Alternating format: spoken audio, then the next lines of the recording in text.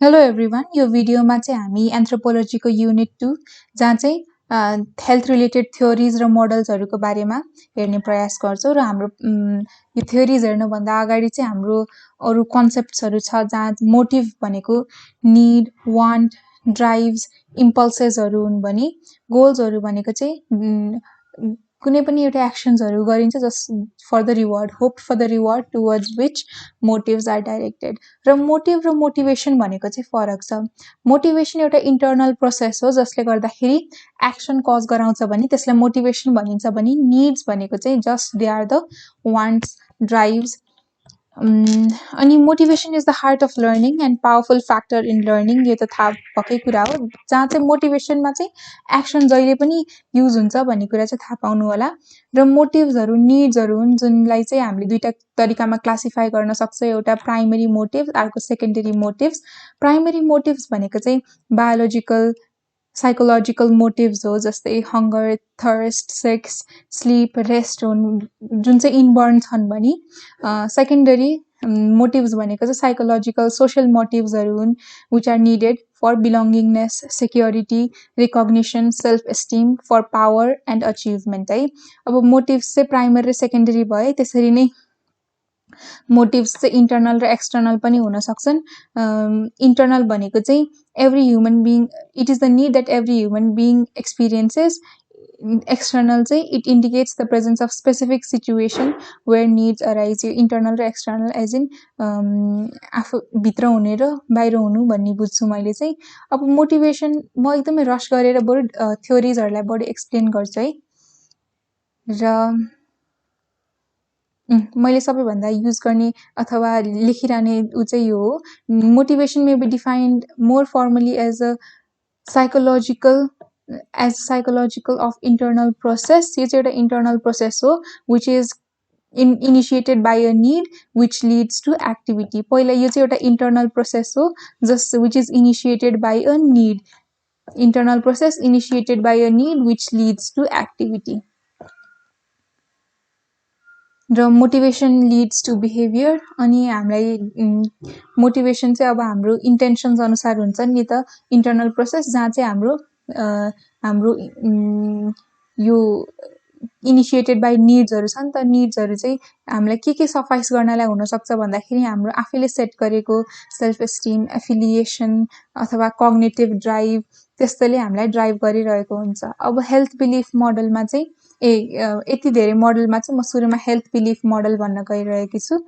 Health belief model चाहिँ रोजन स्टकले दिनुभएको एउटा मोडल हो। Health belief model is a psychological model that attempts to explain and predict health behaviors. It focuses on attitudes and beliefs of individuals.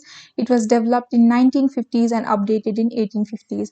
अब health belief मोडलमा चाहिँ के हुन्छ भन्दाखेरि मान्छेलाई थाहा हुन्छ कि यस्तो गर्यो भने डिजिज हुँदैन भनेर प्रिभेन्टिभ एप्रोचेसहरू थाहा हुन्छ कुनै पनि एउटा डिजिजको, तर किन फलो गर्दैन भनेर भन्दाखेरि उनीहरूलाई चाहिँ म त्यो डिजिजबाट प्रभावित हुन्छु जस्तो नै लाग्दैन कि। पहिला आफूले ससेप्टेबल फिल गर्न पर्यो विच इज पर्सिभ्ड ससेप्टेबिलिटी। र मलाई यदि त्यो रोग लागिहाल्यो भने मलाई कतिसम्मको गाह्रो, कतिसम्मको सिभियर खाले रोग लाग्छ त नि भनेर आफूले एनालाइज गर्छु कि मैले होइन, त्यसलाई चाहिँ पर्सिभ्ड सिभियरिटी भन्छु। र मलाई त रोग लाग्न पनि सक्ने रहेछ र लाग्यो भने यस्तो गाह्रो हुँदो रहेछ भनेर आफूले अज्युम गरिसकेपछि चाहिँ पर्सिभ थ्रेट हुन्छ। यसले गर्दाखेरि चाहिँ थ्रेट क्रिएट हुन्छ। र यो पर्सिभ थ्रेट पछि चाहिँ हामीले ल मैले हेल्थ एक्सन्सहरू लिनुपर्छ भन्ने थाहा भएको हुन्छ। र त्यो स्टेजमा चाहिँ हामीले बेनिफिट्स र ब्यारियर्सहरू हेर्छौँ। के छन् त, मैले यो हेल्थ इफेक्ट्सलाई अपनाएँ भने मेरो बेनिफिट्सहरू के हुन्, ब्यारियर्सहरू के हुन् भनेर एनालाइज गर्छौँ। र त्यसरी नै एक्सटर्नल फ्याक्टर्सहरू हुन्छन् जसलाई चाहिँ क्युज टु एक्सन भनेर भनिन्छ। अब बाहिर चाहिँ हामीले कस्तो फ्याक्टर्सहरू देख्छौँ होइन, बाहिर चाहिँ जस्तो पोस्टर्सहरू अथवा फर्स्ट ह्यान्ड एक्सपिरियन्स पनि भएको हुनसक्छ। जस्तै हेलमेट लगाउने बिहेभियर चेन्ज इन्टरभेन्सन गर्न हामीले खोजिराखेका छौँ। एउटा मान्छेले चाहिँ त्यतिखेर नै, त्यो कम्युनिटीको मान्छेले त्यतिखेर नै आफैले लाइभ एक्सपिरियन्स देख्नुभयो, ट्राफिक रुल्स फलो नगरेर एक्सिडेन्ट भएको भने यस्तो एक्सटर्नल फ्याक्टरले उहाँलाई मोटिभेट गरेर हेल्थ बिहेभियरमा चेन्ज ल्याउनलाई हेल्प गर्छ। So perceived susceptibility भनेको people will not change their health behavior unless they believe that they are at risk. अनि severity भनेको the probability that a person will change his or her health behavior to avoid a consequence depends on how serious he or she considers the consequence be. अब यसपछि चाहिँ benefits पर्सिभ्ड बेनिफिट्सहरू हेर्छ त्यो मान्छेले it's difficult to convince people to change their behavior if there isn't something in it for them. People don't want to give up something they enjoy if they don't also get something in return. अब त्यसमा चाहिँ ब्यारियर्सहरू हेर्छ. One of the major reasons people don't change their health behavior is that they think that doing so is going to be hard. Sometimes it is not just a matter of physical difficulty but social difficulty as well. Changing our health behavior can cost effort, money and time. अब cues to action भनेको चाहिँ external eventsहरू भयो that prompts a desire to make a health change. They can be anything from information on blood sugar on health day, condom posters on wall, to see an accident because of not following a rule of traffic, and a smoker's relative death due to asthma, etc. Cue to action is that helps to move someone from wanting them to make a change to actually making a change. अनि यही यसरी नै health behaviour चाहिँ नयाँ आउँछ. र अब अर्को रहेको छ मास्लो र हर्सबर्गको हायरार्की अफ निड्स भन्ने. र यो हायरार्की अफ निड्स चाहिँ हायरार्की अफ निड्सलाई चाहिँ अब्राहम मास्लोले 1940 मा दिनुभएको थ्योरी हो. यसमा चाहिँ theory of human motivation भनेर दिनुभएको छ hierarchy of needs मा, which is based on two assumptions that human beings are wanting animals whose needs depend on what they have. अब अहिले जे छ त्यसमा नै रहेर अब जस्तै अब एउटा लो मिडल इन्कम फ्यामिलीले चाहिँ एउटा राम्रो फ्ल्याट खोज्छ होला भनेको उनीहरुसँग भएको नीडलाई एनालाइज गरेर whose needs depend on what they have. अहिले जे छ त्यही अनुसारको नयाँ नीड हुन्छ. त्यसैगरी people's needs are arranged in hierarchy of importance. अब त्यो hierarchy of importance के हो भन्दाखेरि पहिला physiological needs, त्यसपछि safety needs, त्यसपछि love and belonging needs, अनि त्यसैगरी self esteem अनि self actualization. अब फिजिकल निड्स भनेको air, water, food, cloth, sex जस्तै घाँस बास कपासको कुरा आयो भने सेफ्टी निड्स भनेको personal security, financial security, social security अनि health and wellbeing, safety net against accidents, illnesses भनेर छ भने लभ एन्ड बिलोङ्गिङनेस चाहिँ friendship, intimacy, family, need to love and be loved. त्यसैगरी सेल्फ एस्टिम भनेको चाहिँ esteem presents the typical human desire to be accepted and valued by others. अब यस्तो चाहिँ they want to be valued by others, recognition by others, जसले गर्दाखेरि उनीहरुमा self respect आउँछ. जस it is the recognition. Self esteem भनेको चाहिँ self actualisation भनेको आफैले एउटा पर्सनले फुल पोटेन्शियल रियलाइज गर्नु हो. Persons full potential is and the realization of that potential.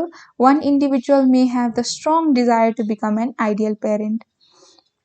अब हर्सबर्ग मोटिभेसन हाइजिन थ्योरीमा चाहिँ के छ भन्दाखेरि यो हायरार्की अफ निड्स छ नि यसलाई चाहिँ दुईटा क्याटेगोरीमा क्लासिफाई गर्नुभएको छ. यतिलाई चाहिँ यति लभ, सेफ्टी, फिजियोलोजिकल निड्स यतिलाई चाहिँ मेन्टेनेन्स फ्याक्टरमा राख्नु भएको छ भने यो लभ एन्ड बिलोङ्गिङनेसलाई ओभरल्याप गरेर यति माथिकोलाई चाहिँ मोटिभेटिङ फ्याक्टर्स भनेर यसरी क्लासिफाई गर्नुभएको छ. ल this theory appears to be parallel to Maslow's theory of a need hierarchy based on there are certain factors in a workplace that causes job satisfaction while a separate set of factors causes dissatisfaction. Two factors भनेको एउटा यसलाई चाहिँ यो मास्लोको hierarchy of निड्सलाई चाहिँ work प्लेसमा suitable हुने गरेर classify गर्नुभएको छ कि त्यसमा चाहिँ एउटा मोटिभेसन फ्याक्टर, अर्को चाहिँ मेन्टेनेन्स फ्याक्टर अथवा हाइजिन फ्याक्टर हुन्छ. सो अघि नैको पिरामिडलाई हेर्ने हो भने यो पिरामिड पहिला तल चाहिँ फिजियोलोजिकल निड्स थियो, त्यसैगरी सेफ्टी थियो, अनि लभ एन्ड बिलोङ्गिङनेस थियो. यहाँ चाहिँ लभ एन्ड बिलोङ्गिङनेस नै हो, यसलाई सोशल भनेर भनिएको छ. त्यसपछि सेल्फ एस्टिम र सेल्फ एक्चुअलाइजेसन. यसलाई वर्क प्लेसमा हेर्ने हो भने चाहिँ फिजियोलोजिकल निड्समा चाहिँ पर्सनल लाइफ, स्यालेरी, कम्पेन्सेसनको कुराहरू आएको छ. भने सेफ्टी सेक्युरिटी वर्क प्लेसमा हेर्ने हो नि त्यसमा त जब सेक्युरिटी वर्क इन्भाइरोमेन्ट अब फ्रेन्डशिपहरुमा चाहिँ सोशलको कुरा आयो नि त बिइङ सोशल सो यसमा चाहिँ interpersonal relationship technical relationship with सुपरभाइजर्स अनि अर्को रहेको छ सेल्फ एस्टिम यसमा चाहिँ रिकग्निसनको कुरा आउँछ भने सेल्फ एक्चुअलाइजेसन भनेको आफ्नो पोटेन्शियललाई रियलाइज गरेर केही कामहरु गर्नु हैन work itself achievement growth and डेभलपमेन्टको कुराहरु अब यसलाई चाहिँ दुईटा फ्याक्टरमा दुईटा वेमा क्लासिफाई गरिएको छ हैन यसैलाई एउटा चाहिँ मेन्टेनेन्स अर हाइजिन फ्याक्टर हो यसले चाहिँ यो चाहिँ मस्ट हो हैन मेन्टेन हुनलाई चाहिने फ्याक्टर एउटा वर्क प्लेसमा र अर्को चाहिँ मोटिभेटिङ फ्याक्टर छ अब मेन्टेनेन्स फ्याक्टरमा यसैले कन्सिडर गर्ने हो भने यसमा अर्गनाइजेसनको पोलिसी सबैलाई इन्कर्पोरेट गर्ने जस्तै जब security personal life work condition technical supervision कुरा र अर्को रहेको छ मोटिभेटिङ थ्योरी मोटिभेसन थ्योरीमा चाहिँ रिकग्निसन अचिभमेन्ट स्यालेरी एडभान्समेन्ट अनि ग्रोथ एन्ड डेभलपमेन्ट जस्तो कुराहरु चाहिँ मोटिभेसन फ्याक्टरमा आएको छ अब चाहिँ हामी अर्को थर्ड थ्योरी हेर्न गइरहेका छौं यो चाहिँ प्रोटेक्सन मोटिभेसन थ्योरी हो र प्रोटेक्सन मोटिभेसन थ्योरीमा चाहिँ यो रोजनस्टकको हेल्थ बिलिफ मोडल जसरी नै सिभियरिटी र ससेप्टिबिलिटीले गर्दाखेरि ससेप्टेबल मान्छे छ कि छैन त्यो डिजिजमा र ससेप्टेबल भइसकेपछि कतिको सिभियर डिजिज लाग्छ भनेर त्यसलाई एनालाइज गरेर थ्रेट महसुस गरिन्छ अनि त्यसैमा सेल्फ एफिकेसी र रेस्पोन्स एफिकेसीबाट चाहिँ अब मैले यसलाई कसरी कोप गर्ने भनेर कोपिङ एक्सन्सहरु पनि लिएर अब यो कुनै कुराबाट कोप गर्नको लागि कोपिङ एफिकेसीलाई इन्क्रिज गर्दै health behavior change गरिन्छ Dr. Rogers proposed the protection motivation theory in his 1975 paper to explain cognitive effects of fear appeals. He saw fear as a thought process or as assessment that leads to a behavior change. यसमा चाहिँ अब डर देखायो भने मान्छेहरुले यो disease एकदमै खतरनाक रोग हो भनेर भन्यो भने उनीहरुले हेल्थ बिहेभियर चाहिँ चेन्ज गर्न अझै कम्पेल हुन्छन् It concerns how individual processes threats and select responses to cope with the danger brought by those threats. It assists in decision making and health behaviors. The theory proposes that people protect themselves based on 4 factors: perceived severity, भनेको त्यो event कतिको threatening छ के कतिको hamper गर्छ कतिको कस्तो consequence ल्याउँछ अफ अ थ्रेटनिङ इफेक्ट यसमा चाहिँ बेसिकली डरलाई मोबिलाइज गरिएको छ है अनि त्यसैगरी the perceived probability of occurrence or vulnerability भनेको पर्सिभड ससेप्टिबिलिटीको कुरा आयो the efficacy of the recommended preventive behaviour यस अब मेकानिजम्स त युज गरेको हुन्छ नि त रेस्पोन्सको यो रेस्पोन्स मेथड गर्दाखेरि कतिको इफेक्टिभ हुन्छ भन्ने कुरा चाहिँ रेस्पोन्स इफिकेसी हो भने अर्को चाहिँ सेल्फ इफिकेसी अब आफूले कतिको एक्जिक्युट गर्न सक्छु सो सिभियरिटी र ससेप्टिबिलिटी डेभलप भइसकेपछि थ्रेट डेभलप हुन्छ थ्रेट अनि त्यसैगरी उले चाहिँ त्यो एक्सनलाई कोप गर्नको लागि सेल्फ एफिकेसी र रेस्पोन्स एफिकेसीले एनालाइज गरेर कोपिङ एफिकेसी बनाउँछ एउटा यसरी कोप गर्न सक्छु भनेर उले कोपिङ मेकानिजम बनाउँछ जसले गर्दाखेरि इन्टेन्सनमा चेन्ज आएर हेल्थ बिहेभियरमै चेन्ज आउँछ र अर्को रहेको छ सोशल लर्निङ थ्योरी जुन अल्बर्ट बान्दुराले 1977 मा दिनुभएको थियो यसमा चाहिँ के छ भनेर भन्दाखेरि as per this theory new behaviours can be acquired by observing and imitating अब कुनै पनि एउटा हेल्थ बिहेभियर चाहिँ अब्जर्भ गरेर र त्यसलाई देखासिखी गरेर हेल्थ बिहेभियरहरु चेन्ज हुन्छ भनेको यसमा स्टेप चाहिँ के हुन्छ भन्दाखेरि पहिला अटेन्सन अर्को कोही मान्छेले त्यो हेल्थ बिहेभियर अपनाएको छ भने उले एकदम केयरफुल्ली अटेन्टिभ भएर हेर्ने उले गरेको कुरालाई चाहिँ कतिको सम्झिन सक्छ कतिको सम्झिन्छ भनेर हेर्ने अनि सम्झिसकेपछि त्यो मान्छेले त आफैले रिप्रोड्युस गर्छ नि त आफैले काम गर्छ नि त अनि त्यसपछि चाहिँ मोटिभेसन भनेको त्यसको बेनिफिट के छ ब्यारियर के छ भनेर उसले एनालाइज गर्छ र बेनिफिट्सहरु धेरै छ भने अरु अब्जर्भड पार्टिसिपेन्ट्स उसलाई आफैलाई त मोटिभेसन हुने नै भयो बाहिरको मान्छेहरुलाई जसले उले हेल्थ बिहेभियर अपनाउँदाखेरि जुन उले बेनिफिट्सहरु पाएको छ नि त्यसले गर्दाखेरि अरु अब्जर्भर्सहरुलाई पनि मोटिभेट गर्छ भने दैट इज कॉल्ड मोटिभेसन है अटेन्सनमा चाहिँ observe and notice the behavior of model. Retention, how well the behavior is remembered because it affects the imitation. And reproduction, ability to perform the behavior that the model has demonstrated. आफूले replicate गर्ने, this influences the decision whether to try and imitate it or not. अब यसपछि चाहिँ motivation भनेको चाहिँ it is the state of performing the behavior. The rewards and punishments follow a behavior by the observer. अब यसको benefit र ब्यारियरको त्यो बेनिफिट्स भर्सेस ब्यारियर हेर्ने. If the perceived reward or benefits outweighs the perceived cost, then behavior will more likely to be imitated by observer, otherwise will not be imitated.